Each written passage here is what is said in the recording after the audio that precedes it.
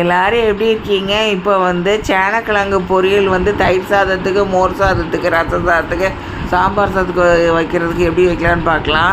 அதுக்கு வந்து இந்த தோலை வந்து சீவிடுங்க, இந்த சேனக்கிழங்கு தோலை. அதுக்கப்புறம் வந்து இந்த மாதிரி கட் பண்ணி எடுத்துக்கோங்க. இது விருதுநகர் ஆட்சி சமையல் தமிழ். அது சப்ஸ்கிரைப் பண்ணுங்கள், லைக்ஸ் கொடுங்க, ஷேர் கொடுங்க, அந்த பெல் பட்டனை அமுக்கிடுங்க. இந்த மாதிரி துண்டு துண்டாக வெட்டிட்டு பேனில் வந்து எண்ணெய் வந்து ஒரு 2 குழிக்கரண்டி ஊற்றிட்டு, அதுக்கப்புறம் வந்து கடுகு உளுத்தம்பருப்பு போட்டு வறுத்தோடனே வெங்காயம் போட்டு வறுத்ததுக்கப்புறம் அந்த இதை வந்து சேனக்கிழங்கு அதில் போட்டுருங்க. கழுவி எடுத்துகிட்டு போட்டுருங்க. ஒரு ஸ்பூன் வந்து உப்பு போட்டுக்கோங்க. ஒரு ஸ்பூன் வந்து குழம்பு மிளகாத்தூள் போட்டுக்கோங்க. கேஸ் ஃப்ளேம் அந்த தண்ணியெலாம் அதில் இருக்கிறதுனால மீடியத்தில் வச்சு ஒரு 5 நிமிஷம் வதக்கிட்டு, அதுக்கப்புறம் சிம்மில் வச்சு ஒரு 10 நிமிஷம் நல்லா மூடி வச்சு சுருளை வதக்குங்க.